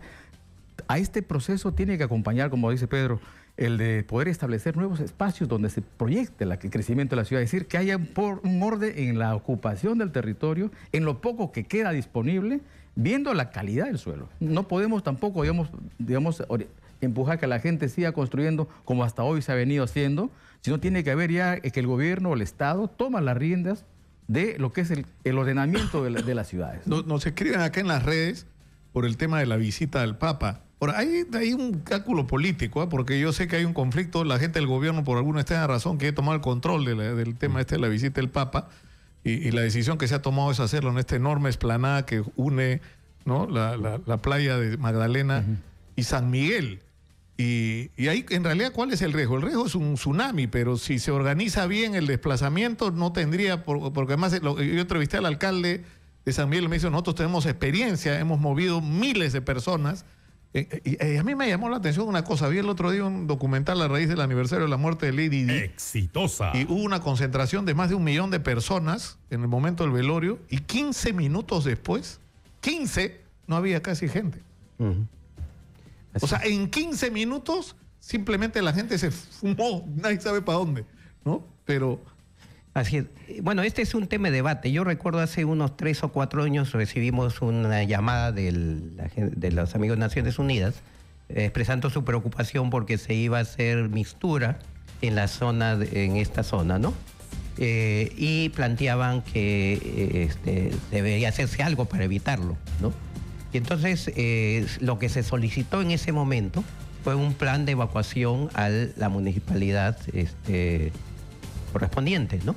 Y y efectivamente entregaron los planes, se iba a hacer todo esto, pero yo no estoy muy seguro. Primero, que encontramos algunos errores en el famoso plan que evidenciaban que no había sido producto de una evaluación más profunda, ¿no? Pero el segundo aspecto es que no estaban explicitadas suficientemente las rutas de evacuación. Yo creo que hay tiempo suficiente para hacer un esfuerzo que permite orientar mejor y asegurar la ruta de evacuación. Un terremoto con tsunami puede significar también la inestabilidad de algunas de las laderas, ¿no?, de la zona, y entonces hay que tomar algunas medidas complementarias que aseguren esto, y sobre todo la información de la gente, ¿no? En algún momento teníamos solamente para los bañistas, encontrábamos que algunas de las señales iban en dirección contraria a donde deberían ir. Y ese es producto del insuficiente conocimiento de los funcionarios locales, ¿no? Juvenal iba a decir algo, sí. Justamente los sismos o terremotos grandes son disparadores de otros peligros. En zonas urbanas, incendios, pero en zonas de laderas con taludes críticos, derrumbes, desprendimiento de rocas, lo cual haría poco viable la transitabilidad en esta vía, porque tenemos taludes muy críticos a lo largo de la Costa Verde. Y cuando uno recorre ahora, vemos muy pocas vías de evacuación para que la gente pueda salir y ganar la parte alta. Entonces, si la decisión está tomada que ahí tiene que ser esta actividad, habría que implementar mayores vías de evacuación, calcular el aforo y hacer esos mecanismos de Nosotros hemos quedado con que vamos a tener a partir de la próxima semana, porque falta muy poco para el evento, ¿no? Y en el caso de Colombia ha sido impresionante. Nos contaba la gente de la municipalidad de San Miguel, que ha estado ahí chequeando precisamente toda o sea, la gente caminó 50 cuadras, 40 cuadras, porque ese es el tamaño del círculo que se había cerrado para no permitir el acceso de vehículos y que los desplazamientos de las personas puedan hacerse. Y ahí las preocupaciones eran otras, ¿sabes? Las preocupaciones eran un atentado terrorista, una cosa de este tipo. La Municipalidad de Lima tendría que diseñar un plan de evacuación y ensayar, ¿no? Implementarlo adecuadamente para que pueda, digamos, estar seguros de cómo va a funcionar y de qué manera, digamos, se lograría resolver alguna emergencia que pudiera presentarse. Perfecto. Yo le agradezco mucho a Juvenal Medina de Predes y a Pedro Ferraz de Soluciones Prácticas por estar con nosotros esta mañana. Y mañana sábado, en la revista Sábado, vamos a volver a hablar de este tema. Porque está bien serio el asunto este. Me refiero al tema de la amenaza de un terremoto de alta intensidad y de cómo no estamos preparados realmente para enfrentarlo, ¿no? Y quizás paralelamente, Nicolás, sería bueno tocar el tema de la cuenca del Rímac. Por lo que existe ahí, digamos, los riesgos colaterales que podría traer de venir de un terremoto que genere... Claro, que se vengan abajo las hidroeléctricas, que se quiebren nuestras reservas de agua de Sedapal y que encima haya los relaves mineros que caigan sobre el agua. O sea, nos quedamos sin agua solo Dios sabe por cuánto tiempo. Necesitamos un plan de manejo de la cuenca. Y sin energía. Un plan de gestión de la cuenca con una buena autoridad, un equipo que lo gestione. Bueno, estamos avisados y estamos a tiempo para hacer, espero, lo que haya que hacer. Una mención de nuestro auspiciador antes de ir a la pausa. ¿Sabías que Paraíso es la única marca de colchones en el Perú que tiene un laboratorio en el que cada insumo y luego el colchón terminado es sometido a 7 rigurosas pruebas y exigentes controles de calidad para asegurar la garantía real de su producto? Si no pasa por la prueba, no sale al mercado. Esto garantiza que en tu colchón Paraíso puedes tener el mejor descanso para una vida saludable. Paraíso, 50 años soñando contigo. Vamos a la pausa, volvemos con más. Esto es Exitosa. Antes de seguir adelante, tenemos un mensaje de nuestro auspiciador. ¿Sabías que los colchones Paraíso son los únicos que cuentan con un chip que contiene todo el ADN del colchón, toda la información, la fecha de fabricación, los insumos y los materiales utilizados? No hay secretos para los clientes de Paraíso. Este chip te asegura la garantía y calidad del colchón Paraíso para tu mejor descanso y una vida saludable. Paraíso, 50 años soñando contigo. Y Radio Exitosa y la Pollería Excelencia te regalan 2 pollos a la brasa con papas y ensalada y 2 gaseosas. Solo tienes que llamar ahora mismo al 251-9422 o al 467-4499. Las 2 primeras llamadas en entrar serán las ganadoras. Pollos a la brasa Excelencia, la combinación perfecta. Excelencia, el sabor de nuestra tradición. Los vales para los pollos pueden ustedes recogerlo de 3 a 6 de la tarde aquí en las instalaciones de Radio Exitosa en la avenida Guardia Civil 674 Chorrillos. No olviden traer su DNI. ¿Qué dicen las redes sociales? Judy Rodríguez, sobre la pregunta del día. ¿A quién pondría usted de primer ministro? A Kenji. Van a poner a Kenji, dicen. ¿Cómo estás, Nicolás? A ver, ¿qué opina Arturo Reyes? Dice, Antero Flores Arauz, el único que puede solucionar este desmadre, lo llama él, ante tantos incendiarios entre ambos poderes del Estado. Ya lo hizo en el 2005, señala. Por otro lado, César nos dice, creo que el ideal debe ser Juan Cheput, porque es político, sabe liderar y ha demostrado que le puede decir al presidente PPK no en algún momento, ¿no? Firma César Cheput. No, César es... Por otro lado, ¿qué nos dice Rocco? Dice, convoquen a Gareca, ¿no? Que en ese buen momento que está pasando la selección peruana, creo que Gareca les daría un poco de felicidad al gobierno, ¿no? Por otro lado, ¿qué opina? A ver, Víctor Peña, Beatriz Merino como primera ministra, Zavala al MEF y Salvador a Justicia, menciona. No sé si alguna vez lo hizo en el papel de abogado, pero al menos lo estudió, menciona Víctor. Han estado escuchando el programa de Philip. Por otro lado, Julio Cárdenas dice Alan Wagner sería un excelente premier. Edwin Vergaray, Hernando de Soto, Marisol Antero Flores Arauz tiene dos votos. Tomás nos dice Vizcarra es político, trabajador y de confianza de PPK, pero no nos olvidemos del caso Chinchero. Por otro lado, a ver, Sari nos dice, déjame pensar, alguien que trabaje y sea honrado. Está difícil, pero no imposible y mejor un gabinete de concertación o multipartidario, a lo mejor, y quiso decir Gloria Soto en el Facebook, dice cualquiera menos Vizcarra ni Arauz. Creo que sería bueno que se encargue gente profesional o idónea de los colegios profesionales. Jonathan Chávez nos dice, fácil, que saque al premier y unos 3 ministros y a los demás que los ratifique, incluyendo a Martens, y así le pones en jaque al Congreso, menciona. Por otro lado, Verónica nos dice, a ver, solo para que sean nuevamente censurados y ver fuera a los... Bueno, se dirige a un congresista en particular, a Héctor Becerril, pondría a los mismos ministros pero en diferentes cargos. Menciona para sacar a los fujimoristas, son las opiniones en nuestro Twitter y en el Facebook. Sin calificativos, por favor, no es necesario. Muchas gracias, Judy. Eso es lo que piensa la gente en las redes. Claro, pero el problema que tenemos es que no solo hay un enorme descrédito de la gente en el gobierno del supuesto gabinete de lujo y un enorme descrédito también del Parlamento y de la clase política, ¿no? Los incidentes que han ocurrido ayer a raíz de esta discusión que es una discusión muy delicada, sobre la crisis de los partidos políticos, los fraccionamientos que se manifiestan de manera inevitable en el Congreso. Ni han terminado de llegar al Congreso y ya se están partiendo. Miren ustedes lo que ha pasado en la izquierda, miren ustedes lo que ha pasado con PPK, miren ustedes lo que está pasando incluso con Fuerza Popular y con las tensiones internas que hay. Miren la cantidad de invitados que no tienen ningún vínculo en realidad ni ideológico ni de lealtad con los partidos en los que participan por el bendito voto preferencial. Pero en fin, está con nosotros la señora María Antonieta Izarnotegui. Ella es pobladora de Pucusana, y Lucía Navarro Alegre, que es presidenta del asentamiento Nueva Esperanza de Pucusana. Ellas tienen una denuncia en contra del alcalde de Pucusana. Explíquenos por qué, por favor. Así es. Agradeciéndote a la vez por este participativo por nosotros, porque todo el tiempo que queremos denunciar algo nunca nos han escuchado. Mire, se trata de... En Pucusana quieren hacer un megapuerto. En realidad la parte del terreno de Grano de Oro, que es parte marítima, se quería hacer un muelle pequeño, artesanal, para que no colapse el muelle de nosotros. Pero ¿qué sucede? El alcalde ha dado el permiso. Ha dado el permiso. A la empresa Navisan. Navisan. O sea, les ha otorgado el certificado de posesión. Pero estamos hablando del balneario de Pucusana. Del balneario de Pucusana, que ya no es balneario. O sea, todo está vendido. Ya no queda sitio donde nosotros podamos poner a los hijos de nuestros hijos. Y no tenemos prácticamente... Se ha vendido a la Coca-Cola, se ha vendido a otras empresas. Y ahora pero yo entendía que había un proyecto antiguo para pasar el terminal marítimo atrás, digamos, más hacia el sur, lo que podía resultar razonable, y rescatar toda ese área para convertirla en un área de entretenimiento, turística, ¿no es cierto?, gastronómica, y que le diera, ¿no es cierto?, acceso al empleo y que mejorara la calidad de vida de la gente de Pucusana. Estamos hablando de la zona donde está el Perfil de Cristo, que es una zona netamente turística, pero esta empresa Navisan va a agarrar todo ese lugar de la parte.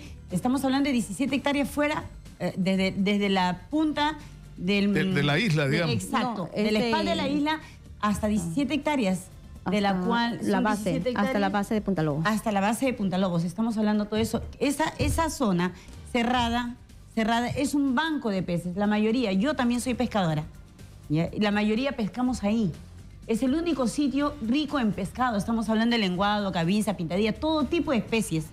Si ese lugar va a ser cerrado, nosotros ya no vamos a tener dónde pescar. Ya no van a tener acceso a esa zona de pesca. Aparte del acceso. Está saliendo ahí, hay un video donde yo les presento, donde hay un tubo que sale de la Coca-Cola, que sale en las aguas cernidas. Y usted ve y se va un ratito a Pucusana, los lobos marinos están saliéndose hacia la calle, porque ya se está contaminando totalmente el agua. Ahora, el alcalde nunca hace un cabildo o cualquier tipo de obras que haya, jamás lo hace en comunicación popular, no hay un cabildo, ya no hay absolutamente nada. Lo único que dice, yo no le he dado permiso. La empresa Navisan hizo una reunión para simplemente decirnos de que se iba a hacer el impacto ambiental. Le preguntamos nosotros, los pescadores, ¿usted tiene permiso para hacer esto? No. No tenemos permiso, el municipio no nos ha dado nada. Al día siguiente me llega este papel donde el alcalde le da una licencia del cerco perimétrico de la parte de lo que es terrestre y a nosotros para construir una casa, el pago de licencia es más o menos de 5.000 soles. Estamos hablando de que esta empresa va a invertir 68 millones de dólares, dicho por ellos mismos, y se le va a cobrar de licencia 7.000 soles. O sea, como si estuviera haciendo una casa. Eso es... A ver, permítame. O sea, pero ¿qué es lo que ustedes dicen? Que van a cerrar el acceso a los pescadores a esta zona. Exacto. Y lo que se va a hacer ahí no es un terminal pesquero, que es de lo que la gente, sino un puerto. Un megapuerto. Un portuario. Es un portuario, que está dedicado a buques, a naves más grandes, y prácticamente lo que es la pesca artesanal o el desembarcadero de los pescadores ya no va a ser bien restringido, no existe en esa zona. Ese es por la zona marítima, pero ahora si lo hablamos por el lado de tierra, las casas que están construidas ahí para ellos hacer su pista, van a tener que tumbar las casas. O sea, la gente que salga, porque quieren agarrar 2 vías. Estamos hablando de que en la pista de Pucusana, con la justa pueden las combis, las motos, y las calles están destruidas. Ahora imagínense esos terribles camiones llenos de container. Ahora, esta es una discusión parecida a la que se ha generado en Ancón, ¿no? La hoja que sigue sí, es exactamente de Ancón. Ancón no permitió por la cantidad de contaminación que nos iban a traer. Ellos dicen que no van a traer minerales, pero aún así, la distancia de la que se trae la soya, que dicen ellos que es soya, de todas maneras ese polvillo, esa contaminación que traen, ellos quieren hacer un depósito, un subterráneo, donde van a guardar toda esa contaminación hacia nuestros hijos. Pero en realidad traen minerales, traen todo ese... Van a poner su grifo. Pero que se supone que este tipo de proyectos tienen que ser concertados con la gente de la zona, ¿no es cierto? O sea, exacto, no le pueden pasar por cosa que no se hizo. Con el área de influencia directa y con el área de influencia indirecta. Prácticamente son talleres que se tiene que dar por SENACE. Y eso se ha realizado esta semana, el día 8, en el hotel del Salón Blanco. Los pescadores ahí han ido, se han enterado, porque lamentablemente a veces no tienen conocimiento. La desinformación, lo que existe, ¿no? Y no hay conocimiento. Si ellos han ido, se han informado, donde ellos se han enterado, ¿no? De qué forma le van a depredar. Ahora nosotros vamos a hablar de depredación, de la erradicación de los trabajos, donde van a radicar más de 10.000 familias que trabajan, que se dedican a la pesca. ¿A dónde vamos a ir a parar? Yo también soy hija de pescador, mi padre ha sido pescador, mis hermanos son pescadores. Hemos crecido en Pucusana y lamentablemente ya vamos a ser radicados de nuestro lugar. ¿A dónde van a ir las embarcaciones que nosotros tenemos? Nosotros tenemos embarcaciones de maderas. Esas son las casas que van a ser sacadas. Toda esa gente va a ser desalojada. ¿De cuánta gente estamos hablando? Estamos hablando de un margen de 500 familias.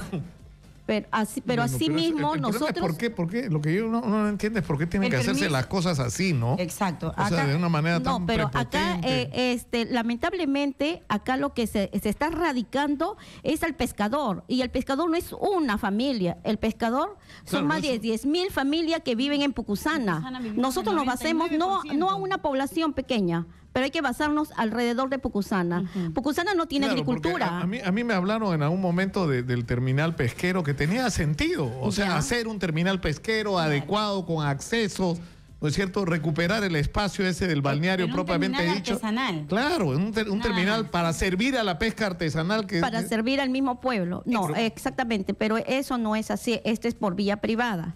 Lo que nosotros nos estamos basando acá es de que prácticamente se va a radicar, se va a manipular a cuántas familias para que no puedan sustituir. ¿A dónde vamos a ir?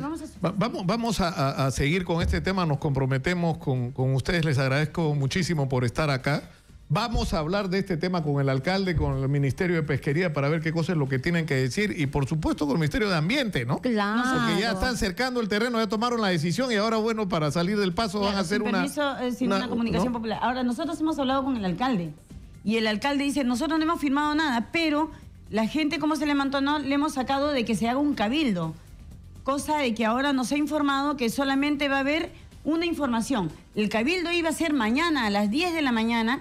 Ahorita se encuentra con Kenji Fujimori, se encuentra en Pucusana haciendo su campaña para lanzar a su esposa también, y no nos ha tomado importancia.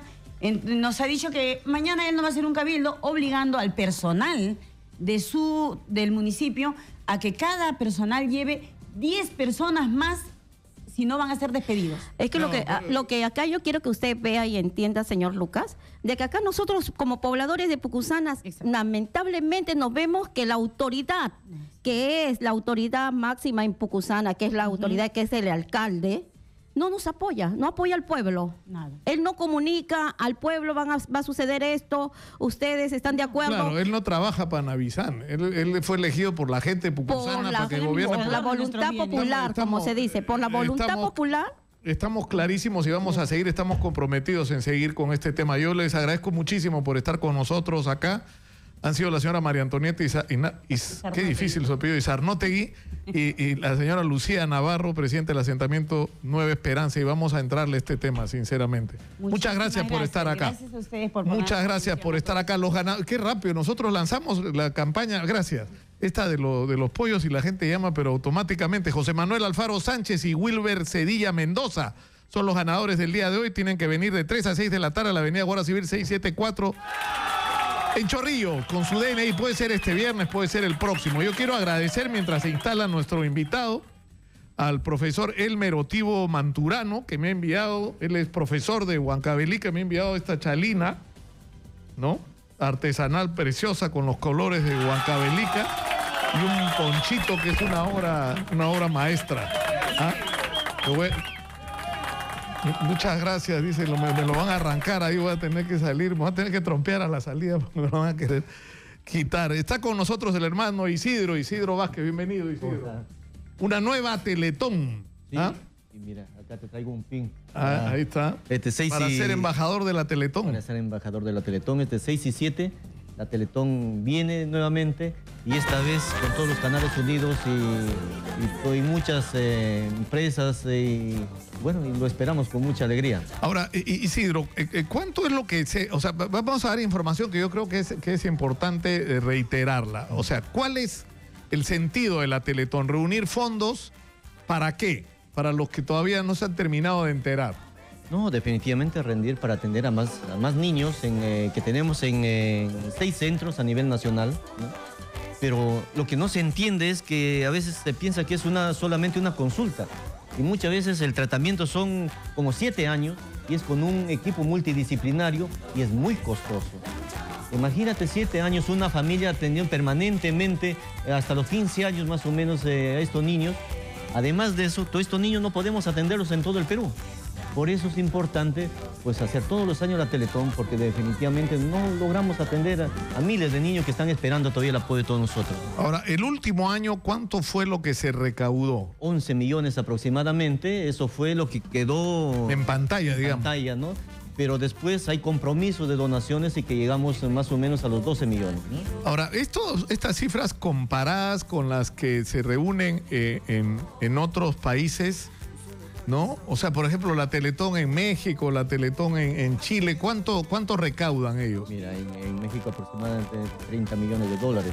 30 millones de dólares en México. Nosotros reunimos... En Chile aproximadamente 40 millones. Ni 4. 40 o sea, millones. 10 veces lo que reunimos nosotros. Sí, definitivamente es eso. Ahora, en Brasil ni pregunto, en Brasil hay la campaña Crianza Esperanza, me parece que se llama, que es una cosa bárbara. Recauda, ¿no? Con eso haríamos centros en todo el Perú y la idea es eso, ya en Lima nosotros tenemos una sola clínica y los niños ya no llegan por el transporte, tú sabes el tráfico, lo difícil que es, necesitamos salir a los conos. Por eso hemos descentralizado y estamos en provincias. Pero miren, todavía no recaudamos lo suficiente ni para atender a todos los niños que se atienden a nivel nacional.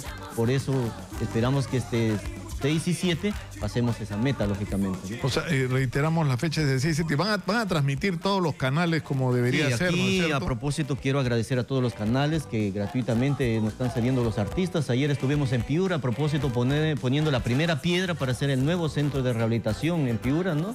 Estuvimos con Isela, y más artistas que nos enviaron, ¿no? Y vamos a estar 23 horas de manera interrumpida el 6 y 7, que vamos a empezar a las 11 de la noche. ¿Y cuál es el objetivo que se ha trazado la Teletón para este año? Pasar la meta del año pasado y atender lógicamente a todos estos niños que a nivel nacional que están esperando del apoyo de todos nosotros, ¿no? Y otra de las cosas es hacer el nuevo centro de rehabilitación en Piura, como te decía, porque en este momento tenemos un centro pequeño y que ya está desbordado, ya no podemos atender a más. Con este centro vamos a atender 2 veces más, ¿no? Con mejores equipos y más profesionales y con una infraestructura lógicamente adecuada y digna para poder atender a todas las personas. Claro, porque como tú dices, Isidro, de lo que estamos hablando no es solamente de dar la posibilidad de acceso a una consulta y un tratamiento de corta duración, estamos hablando de terapias de larga duración, de incluso algunos chicos que requieren cirugías, intervenciones quirúrgicas, ¿no es cierto? Por supuesto, ¿no? Medicamentos, ¿no? Y eso es lo que un poco a veces, ayer, por ejemplo, yo hablaba con una familia y me dice, hermano, yo llevo acá 15 años, hermano. Le he operado, le he rehabilitado y todavía mi hijo recién veo que camina, habla, pero es un trabajo permanente. Y lo otro es que me dice, yo tengo que dejar mi familia, tengo que dejar mi trabajo, tengo que venir de provincias, tengo que dejar todo para poder atender a mi hijo. Es decir, un niño con discapacidad o un joven toda la familia le ayuda y los recursos van para ese niño. Y descuidan en alimentarse, en educarse, ¿no? Y eso, por eso es importante colaborar en la Teletón para nosotros poder ayudarles de alguna forma a estas familias que tanto necesitan y que siempre van a la clínica con la esperanza de que salir caminando, salir hablando, resolver sus problemas ahí, ¿no? Ahora, hay acá un tema también de prevención, ¿no? Porque algunos, no sé cuántos, no conozco las cifras, pero hay muchos chicos que se ven afectados por problemas al momento del nacimiento, por mal... O sea, digamos, un mal transcurso del embarazo, ¿no? Pero, entonces, eso es clave también, ¿no es cierto? Nicolás, sabes cómo está la salud en todo nuestro país, ¿no? Y muchos de estas familias vienen de provincias, ¿no? Y no hay los hospitales, no los retienen a tiempo. Las postas, o en las postas tenemos estudiantes, ¿no? Que tampoco conocen, no saben cómo abordar este tipo de temas y lógicamente llegan con ese problema ya a la clínica que tranquilamente se hubiese prevenido, ¿no? Pero ese es el aporte que hace la Clínica San Juan de Dios y Teletón, pues así que yo les invito, lógicamente, a colaborar y ojalá el próximo año podamos atender a más niños que realmente están esperando el apoyo de todos nosotros, ¿no? Porque el itinerario es bien fácil. El 5 le ganamos a Argentina en la Bombonera o donde quieran. Y el 6 y 7 aportamos todos a la Teletón. Muchas gracias, Isidro, por estar con nosotros. Vamos a seguir haciéndole campaña de acá hasta el día 6. Por supuesto, y nada. Y por supuesto el mismo 6 y 7, allá, como siempre. Como siempre, apoyando a la Teletón y muchísimas gracias de ser exitosa, por siempre también apoyar a la Teletón. Muchas gracias al hermano Isidro Vázquez, que es presidente de la Fundación Teletón, por estar con nosotros. Ya lo saben, 6 y 7 de octubre es un compromiso de todos los peruanos y deberíamos pensar solamente en esto. O sea, en México 30 millones en la cada Teletón, Chile casi 40 millones para cada Teletón y nosotros ni 4 millones en una Teletón. Estamos hablando de dólares. No puede ser, pues podemos hacer muchísimo más de lo que estamos haciendo. Muchas gracias. Muchas gracias, Isidro, muchas gracias a ustedes, amigos, por acompañarnos. Yo me despido hasta el día lunes. Mañana no se pierdan la revista Sábado, que está muy buena. Vamos a hablar del tema de los temblores de Matucana y de los riesgos a los que estamos enfrentados. Sobre todo los habitantes de las ciudades de Lima y Callao. Vamos a hablar también del desmadre político y del tema del terrorismo. Las dos cosas se nos han juntado, ¿no? Qué barbaridad lo que está pasando con la clase política. El presidente desesperado anda buscando presidente del Consejo de Ministros y no encuentra hasta ahora. ¿Ah? No, nadie quiere la chamba. Qué barbaridad. Bueno, yo me despido. Muy buenas tardes. Lo dejo con el señor Manuel Rosas. Hasta el lunes.